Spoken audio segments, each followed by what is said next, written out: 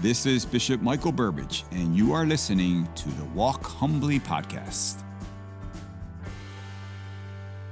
Welcome to the Walk Humbly podcast, coming to you today from WorkCamp 2025 in Quicksburg, Shenandoah County, Virginia. I'm Tom Shakely, Chief Communications Officer for the Diocese of Arlington, and I'm joined by our host, Bishop Michael Burbidge.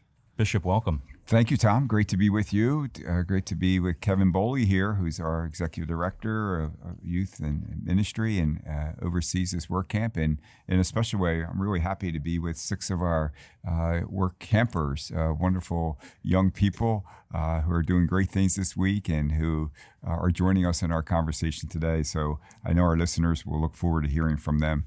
This is a beautiful work camp episode. We're going to talk more about work camp very shortly. But first, Bishop, you were recently attending an assembly of bishops, weren't you? Didn't you just get back? Yes, just got back last week. My brother bishops from around the country, we get together every November, every June. But every third year, the June meeting is not a business meeting. It's more of an assembly, a retreat meeting. So it's much more casual, no working agenda. And it's really a great opportunity because bishops from around the country, we don't get a chance to see each other a lot. And so this was a whole week where we could just spend time together, get to know each other. And it was really a wonderful week. And I really, there were moments where I said, I wish everyone could see all their bishops together. We enjoy being with each other, the unity. We pray together, we enjoy each other, we make holy hour together, and it's just a wonderful sign of the unity that is ours. That's beautiful. Thanks, Bishop. Well, as you know, it's been about a month, believe it or not, since we last had a conversation on the Walk Humbly podcast. A lot's been happening, a lot of difficult things in the world. Can you encourage us, Bishop? Yeah, and I know all of our hearts are restless as we see war and violence and tension and division in our world, even within our own nation, so many challenges. And it can be overwhelming. And so just a kind of an encouragement for all of us to entrust the challenges that we are facing in our world to the Lord and His divine assistance, and to realize that all of us can play a part. When we see so much unrest, we can play a part, first of all, by being people who pray for peace. Our prayers for peace are very important, and to make sacrifices maybe for that intention, to do our part, and also to be instruments of peace in our own families, in our own schools and communities, to be people who promote harmony and unity. But in a special way at this time, I encourage individuals and families to pray for peace, maybe pray the rosary for peace, maybe go to Mass and pray for that intention. And as we pray, that we entrust all world leaders to the Lord and asking Him to give them the wisdom, the guidance that they need to pursue all that is true and just and peaceful. Amen. Thank you, Bishop. That is encouraging. Well, June 24th marked the 3-year anniversary of the U.S. Supreme Court's Dobbs decision. This, of course, reversed Roe v. Wade. Roe wrongly said the U.S. Constitution contained a right to abortion, and that's what Dobbs overturned. But the Supreme Court did not address in that decision whether the Constitution permits abortion. So today, federal law is basically indifferent or neutral on the issue, and that means that states are going in both directions. Some states are even more extreme than what was happening under Roe, and others are much more pro-life. Bishop, what are your thoughts on all this? Well, I think you're right. I think 3 years ago, we had every reason to celebrate the decision, the Dobbs decision, reversing Roe versus Wade. It was a result of God's grace. And think about all the years people have been praying and witnessing and advocating for that decision. And so that was a moment to celebrate. But we quickly learned that was not the end, that the threat of abortion being legalized, the fact that abortion still remains legalized in many places. Which was a surprise, I think, which to some was a people, surprise initially. thing. And so it shows us that our work is only just beginning.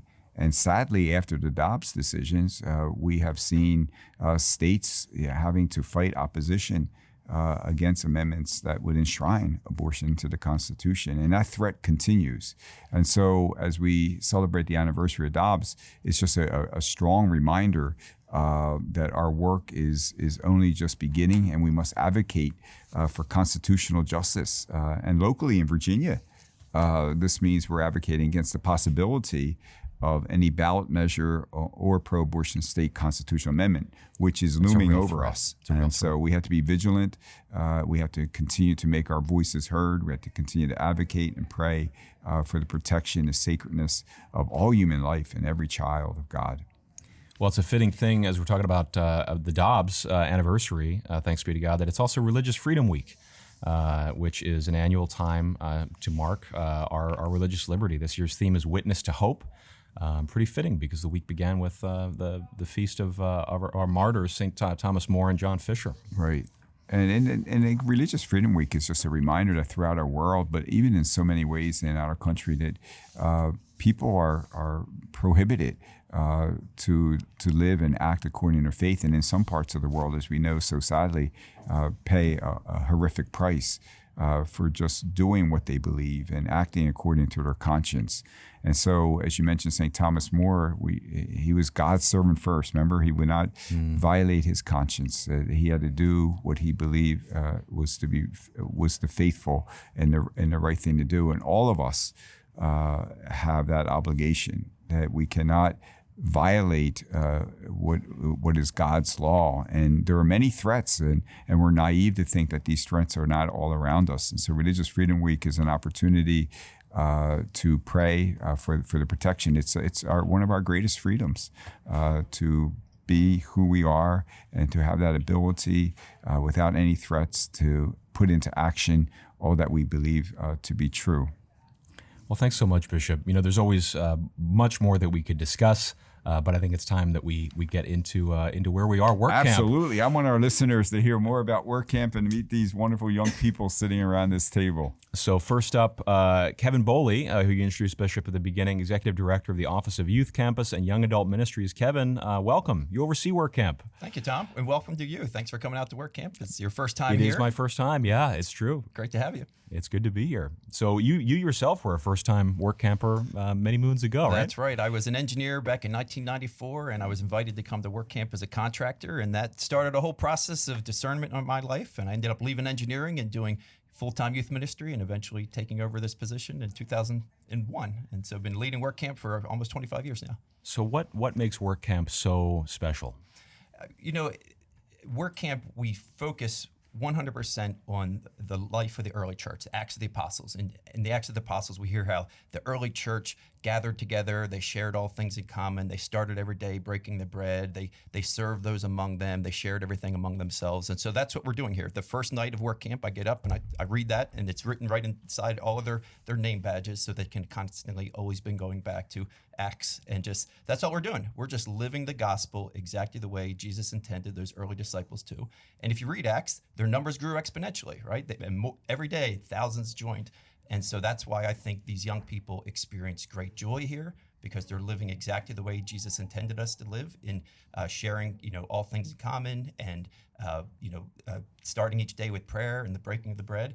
And when we do that, we have great joy, and our numbers keep increasing. So that's why, we're always looking for the biggest schools we can possibly find to fill up, because it takes a lot of room to have 1,400 people living here together for a week. It's a city. It is. How many of them are work campers are the young people of the 1,400? So 740 young people here this year. Wow. And then if you put in all the adult leaders, the contractors, and the home-based support, and then kitchen staff, and the nurses staff, and the post office, and everything that we have here, all told, it's about 1,400 people. And how are the projects chosen? Yeah, so the projects, we contact the area once we know where we're going to have home base. We look 45 minutes in a circle around that area. So this year we're down to Harrisonburg, and we're all the way up to Winchester. And we contact all social service agencies. And so a lot of these people already are in touch with social service agencies for one reason or another. And we just say, here's the kind of projects we can do. We build a lot of wheelchair ramps. We replace a lot of windows, seal a lot of trailer roofs. So I think we're doing 12 roofs here this summer. and then we actually work with like the schools. We say, if you know anybody in your school system that has, a grandmother that has need, or they're living in some sort of situation, then they get in touch with us. So the first year is a little tricky to find the projects, but then right now there's a lot of neighbors seeing the work being done on their neighbors' houses, and then they reach out to us and say, hey, I want to be on the list for next year. And so when does preparation begin for next WorkCamp? Yeah, so, well, right away, we're already, a little behind the 8 ball. We got to make sure we're going to be, we know where exactly we're going to be. So God willing, we'll be right back here again next year.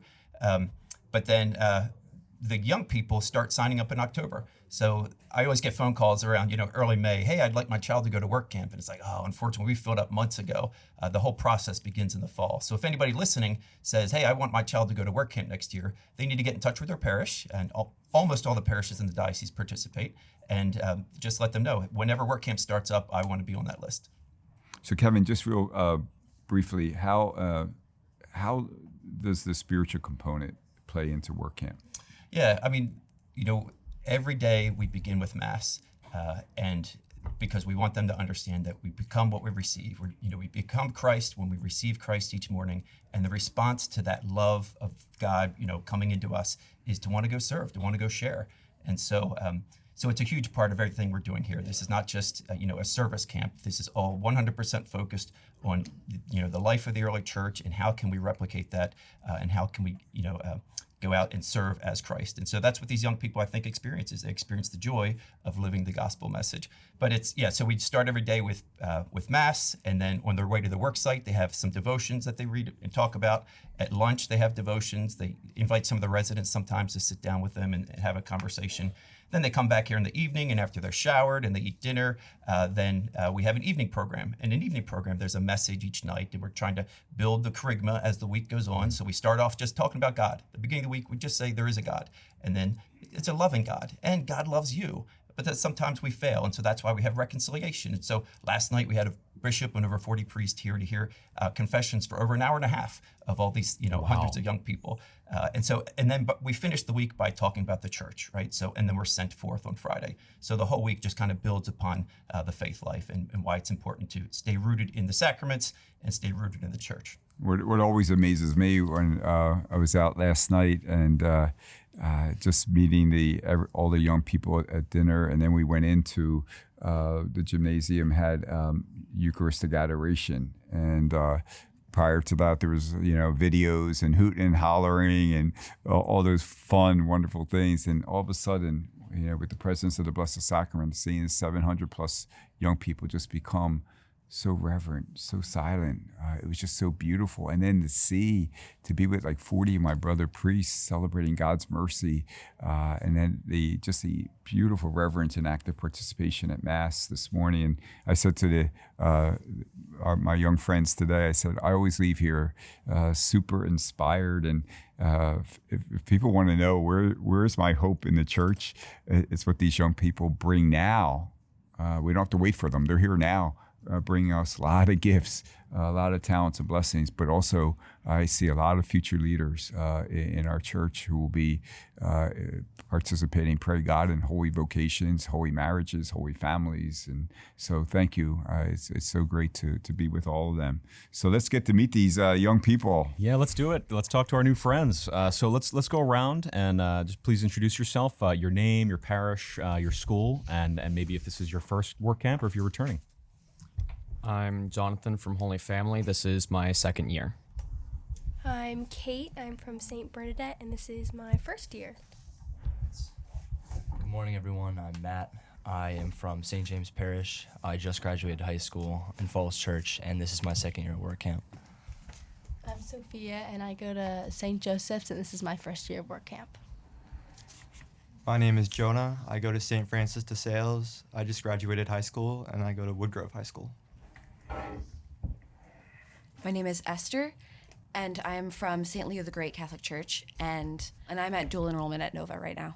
Very good. So you have all kinds of options how to spend your summer and what to do, and you you decide to offer a full week of your time this summer to come to WorkCamp. What motivates you? What got you to say, yeah, you know what, I'm going to sign up for WorkCamp? Jonah? Well, this is my third year at WorkCamp, and for my first year, I heard stories about it, and I always was amazed of how many amazing stories that people told me about and how it changed people's lives. And at the time, I also needed service hours, so that got me to go. But after the week progressed and after the week finished, I realized just how joyful it was, and it was really the most impactful week of my life. So I came back the second year, and then I came back this year for the same exact reason. I wanted to feel that joy again, especially going off to Virginia Tech this fall. I wanted to finish my last summer before college on a very strong and faithful note. That's great, Jonah. Thank you. Anyone else? What motivates you to be here, Sophia?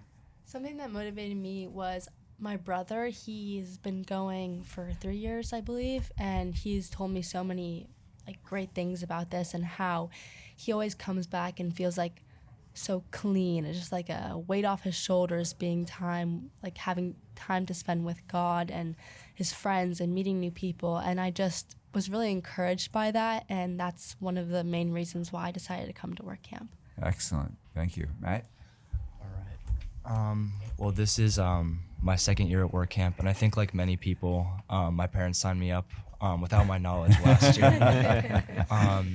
And at first, I was a little frustrated. I thought it would just be a week of free time taken away from my summer, but I totally agree with Jonah. And last summer for me, it was totally life-changing. When I got back home, all I wanted to do was go back and come back this year. Wow. I got so much closer to God last year, doing an experience that I hadn't even asked to do. So yeah, it was so life-changing, and coming back this year, it's even better this year. I feel getting closer to him every single day that I'm here. That is doing great. that work. That's great to hear. Well, yeah, WorkCamp has been absolutely life-changing. What helps you the most in growing closer to the Lord throughout this week? For me, it's the combination of the Mass, the service, and also the program. I know it sounds like I'm just saying everything that we do, but I think all of it works so perfectly together. Right. If we were just going to, church, or we were just doing service, Right. I don't think it would kind of get the message across Sure. to everybody. And I think the podcast is aptly named, Walking with Humility, and I think that's what we're trying to do this week. We're trying to, work, which is humble. We're doing something that's hard, but we're doing something that is good. And I think there's no greater satisfaction than, serving in the best way that you can, and then going to a program with a Heavenly Father who loves you, and proclaiming His greatness all week. So That's wonderful. Yeah. So it's really comprehensive. Absolutely. All those aspects. Absolutely, Yeah. they all work so perfectly together. Yeah. That's great. That's Thank wonderful to hear. Anyone else want to share with that, Esther? Yeah. For me, what brought me to WorkCamp here is I did Catholic Heart a few years ago. I think it was my rising freshman year. And I did it through Catholic Heart, and there was a lot that I learned through the program. It was exhausting. It took a lot out of me, but the spiritual development and everything that I got from it in the end was very beneficial for me in the long run and really brought me closer to God. So when my parents said that they were willing to have me go to this program through the diocese, I was really excited because I hadn't gotten to do it through the diocese before, and I really did want to. And honestly, for a good while, I didn't want to go. I have lots of issues with loud spaces, and I didn't want to deal with the exhaustion or the fact that I wouldn't be able to contact some friends that I have that are even overseas right now. And so at first I was like, I'm not sure I want to go, but my parents urged me to consider it and to go. And I mean, my mom would be volunteering there, so if I really did need to leave, she'd be there, so I'd be able to get back. But ever since I got here, I mean, I've just had this incredible pull, and it's been amazing. I still love all the spiritual development that comes from this place. That is great. That's great to hear. Thanks for sharing that.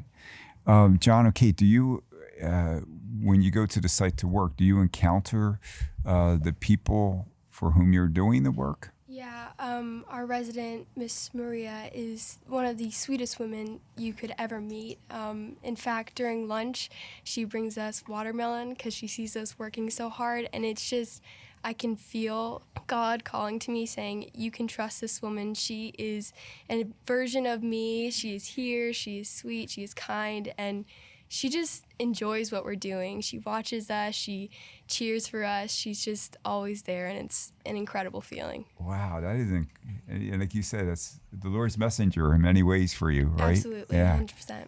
How about you, John?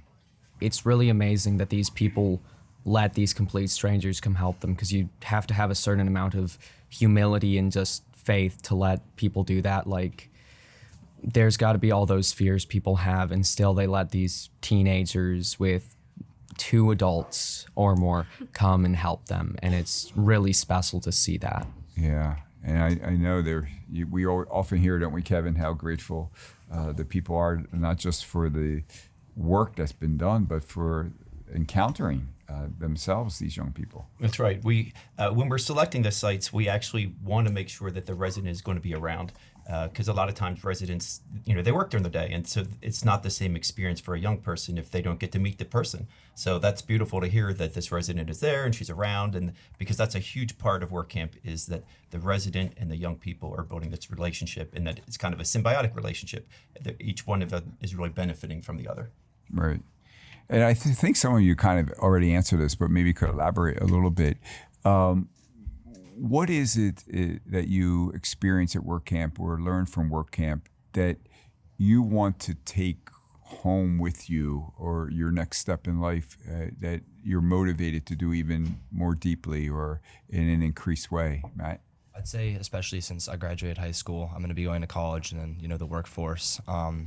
Something that we do here is we work with God, and something that I want to bring after I leave WorkCamp this year is like, God is with me wherever I go, right. Whoever I'm with, whatever work I do, whatever experiences in life I have, however high I climb, however far I fall, the Lord is there.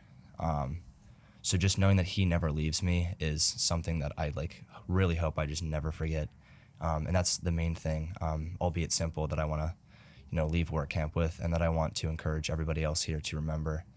And also something that I can hopefully share with my friends back home who maybe don't know it as well as they ought to. Yeah, that, the Lord is with you, He is with me, and He'll be with all of us for all of our lives. And what a great reality to embrace, isn't it? Especially as you embark on something new and something Right. very big that you're about to leap forward. Mm-hmm. And it's what the Lord told all the people He sent forth, right? Like, go, but be assured, I go with you. Right? Absolutely. Yeah. Yeah, He just takes that fear away Yeah. in your heart. If you rely on Him, Right. everything is possible. So That's great. Definitely. Jonah? Fortunately, at home, my family brings us to Mass every Sunday, and I go to confession once a month. So I feel like that part of WorkCamp I have really well at home. And the evening program part of WorkCamp, I also feel like I have really well at home, because I go to my youth group every Sunday, or as often as possible. But the third aspect of WorkCamp that I feel like I definitely want to take out of this week is the service part. I definitely want to continue helping people, especially when I go off to college, just like Matt, but also just at home. I know my parents are getting older, especially because my older siblings are working full-time now. So, and my younger sister, she's too little to help out that much. So I'm kind of what's left to help my parents around the house and do whatever they need me to do. So that's definitely one thing I want to do when I get home. And then when I go off to college, I definitely want to volunteer more and join their Catholic community, and hopefully, just as much as I do with my youth group here, volunteer there for the community, the Catholic community there. And so even though the work and the sacrifice are all pretty significant, you're finding joy in carrying out that service that you want to maintain, sounds like. Yeah, exactly. That's great. Well, you reflect that joy, so keep doing that service. Esther, what were you going to say? What I really want to bring back is actually this specific thing I discovered through doing another service project. When you do a lot of service and do a lot of good for the community, it brings this sort of love and this certain smile on your face that it's really real, and people don't get to see that very often. Yeah. And I ran into this one guy many months ago. I think it was even last year, but it feels like it was just yesterday. And it was just at a coffee shop after I did after I gave meals to the homeless at the Lamb Center shelter that was nearby, and he said, "I've never seen such a genuine smile on somebody's face. Oh, wow. I really hope that you're able to do this more." He just came to me. He was the sweetest man.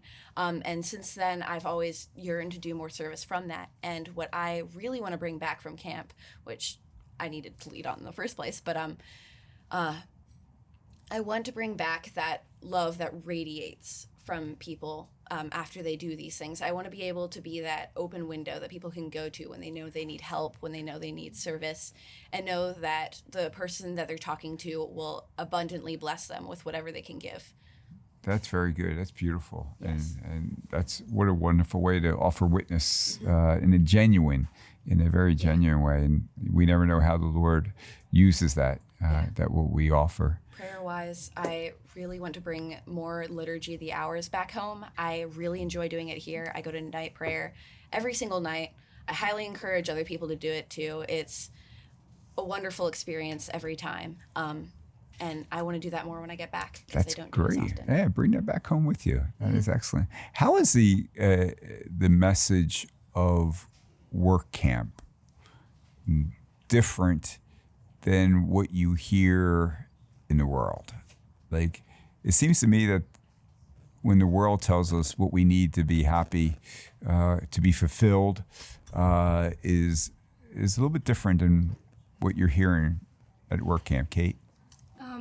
For me personally, hearing of WorkCamp, it sounded like a safe sanctuary where we could all come and just be with God and pray.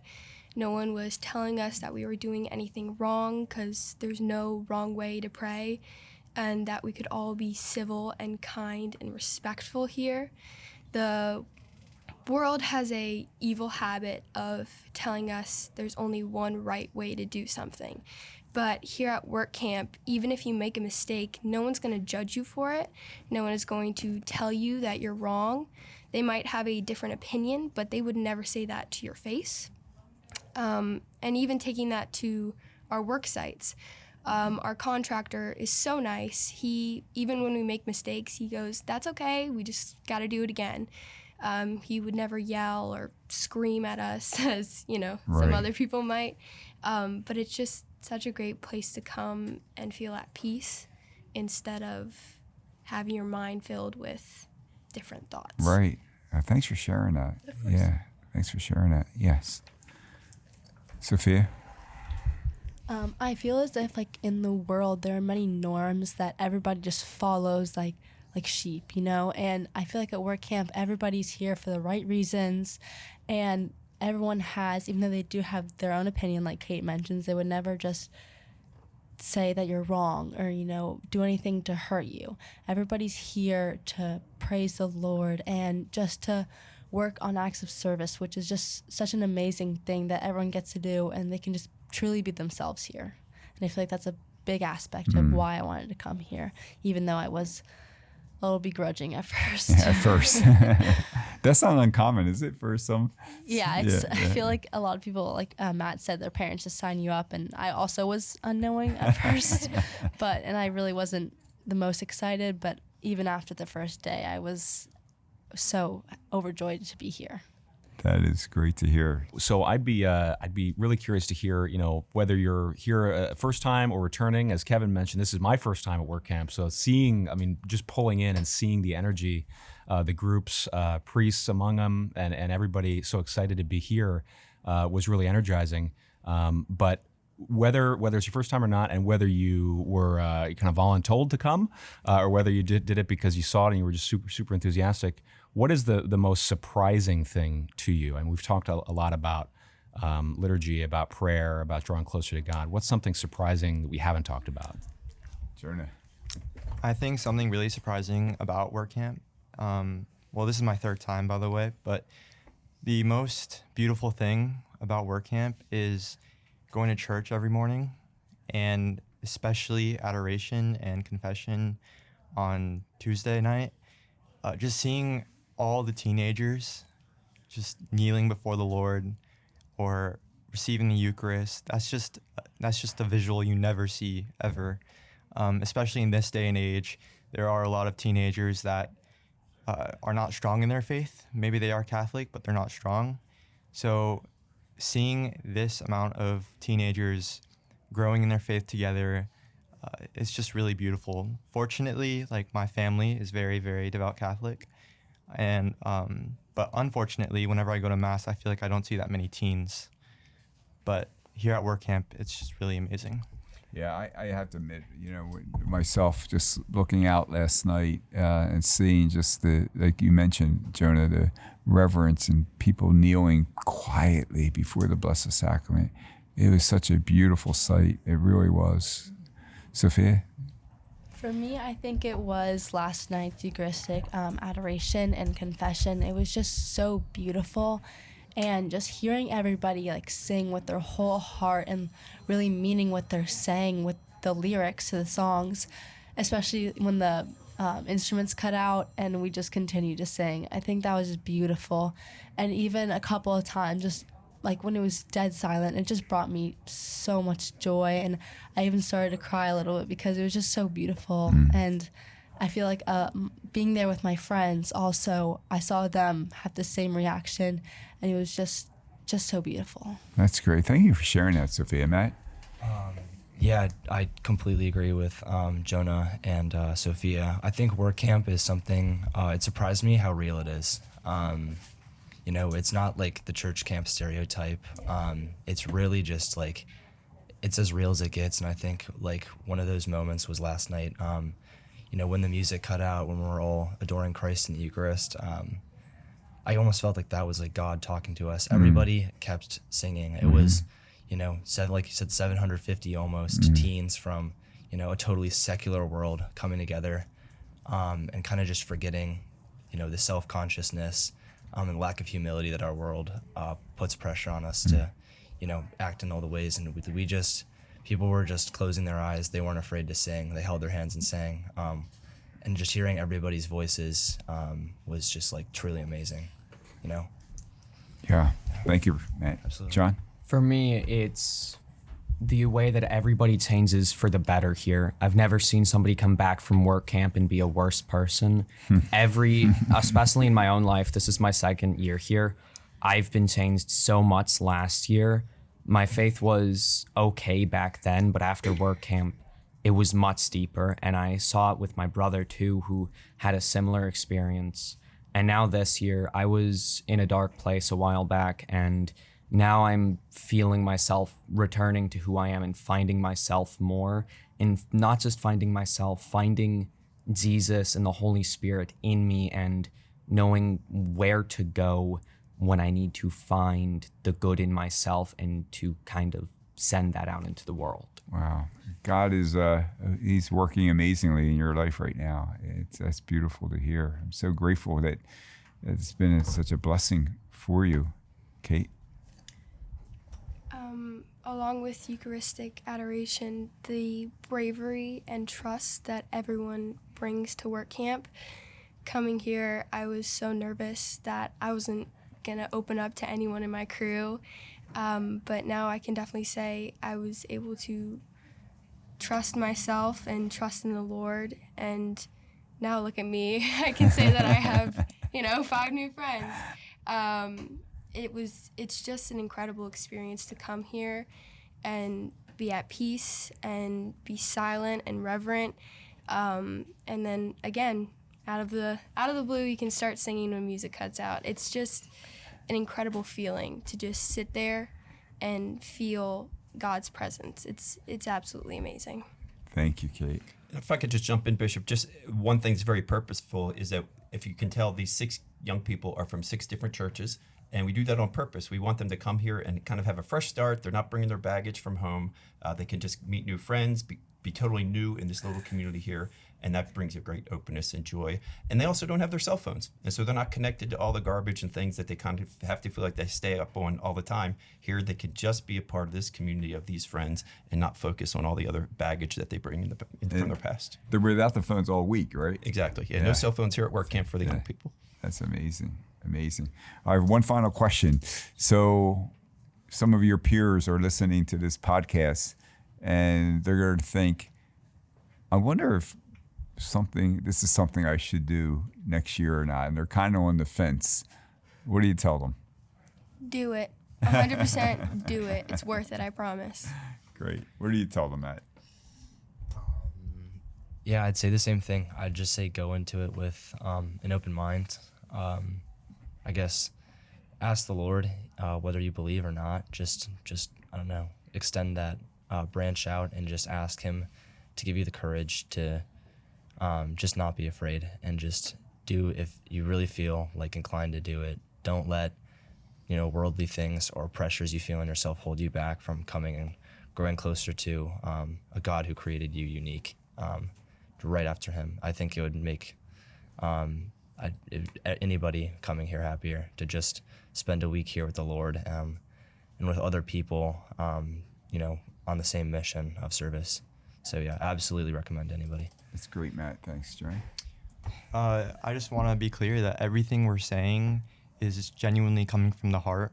Like, we just figured out that we were going to be on this podcast only like an hour ago. So we had no time for preparation, and everything that we're saying, none of it's scripted. It's just all coming from the heart. So that's how you know that we're not just saying it to say it. Like, we mean it. It really does WorkCamp really does bring a lot of joy to all of us. So if you're debating going, just go. Don't be scared. Don't be afraid. You'll absolutely love it. It'll be life-changing. Just go. Thank you. Esther? I just wanted to say that the Lord welcomes all teenagers with open arms to these programs. And if you really need a getaway where you want to feel more love in your life and you want to experience more truth and the ability to experience the whole world through a different lens, through a more spiritual lens, I definitely recommend going. It might not seem like a vacation with all the service you're doing in the searing heat, but from what I've noticed, even with all of these struggles and all of the tiredness you get from this, you don't feel anxiety from this. Everything you're doing really grows you spiritually. And in the long run, while it might feel exhausting, I've always gone home from these things feeling a lot more refreshed than I ever have going to any other vacation before. That is great. Sophia? We have a saying here that lean into it, and I think you really, if you're debating whether you should come, just lean into it and you should come, because it deepened my faith so much, and I think I can say the same for my peers, like it will do the same for you. That's right. John? For me, the thing that I'd say is, whether you're in a good place or a bad place, if you have a good relationship with God or a bad one, no matter where you are in life, this will put you somewhere better. This will put you in better communication with the Lord. And if you're afraid of just the experience itself not doing that for you for whatever reason, there's so many priests here that you can talk to if not, because you may think that you just see the priests in the masses or confessions, but no, you can just see them walking through the halls, getting their dinner. It's amazing to see how humble even the staff is here. You can talk to them. Like, you even see Kevin Boley get in line for lunch. He doesn't go and sit on his own. It is amazing, Kevin and his team, to be so available, and also to see our priests. Thanks for mentioning that, John. That our priests come out in such great number, which is, I hope you all see, is a reflection of how much me and my brother priests care for you, and how much we love you and want to support you in every way possible. And Jonah, you made a good point. We deliberately did not tell you were going to be in this podcast yesterday because you'd be thinking about it all day. And so, as you mentioned, everything is just so genuine, and our listeners can't see you, but I can. And it's nothing but genuine, and it's coming from your heart. And I am so grateful to you for so willingly speaking from your heart and sharing your experiences with all who will listen to this podcast. Thank you so much for communicating what this experience has been like for you. Yeah, thanks so much, WorkCamp friends. It's really beautiful to see, in the testimony that we've heard here from each of you, the courage and the friendship that's at the heart of the discipleship you talked about, Kevin and Bishop, of WorkCamp, of living like the earliest Christians. So yeah, really, really inspiring. If you're listening and you missed what Kevin mentioned earlier, and you're thinking, I want to be a part of WorkCamp, it fills up fast. So check out our website, arlingtondiocese.org, to learn more, or just swipe down into the show notes and you can click a link there to get information on WorkCamp, how to be a part of it, how to support it, and how to grow deeper with God. Bishop, I know WorkCamp continues, but this conversation is coming to an end. Do you have any final thoughts for us? Yes, we have to get these 6 wonderful people back to their site and can continue this work. No, I just pray to God for myself and for all who are listening, that as we listen to these wonderful young men and women today, that we're all inspired to renew our commitment to love God even more deeply, allow ourselves to rest, to come into His presence, and to reflect that love in our willingness to serve others. So I hope my young friends here, that your words inspire all of us to do the same, and promise that this day and always we will walk humbly with our God. Thank you for listening to the Walk Humbly podcast. Make sure you check out more episodes and all the podcasts our diocese offers on Apple Podcasts, Spotify, and our diocesan website, arlingtondiocese.org. You can also follow me on X, formerly Twitter, at Bishop Burbidge, where I provide a short gospel reflection each morning, and on Instagram at Bishop Michael Burbidge. Stay up to date with news, event information, and inspirational content by subscribing to our e-newsletter at arlingtondiocese.org.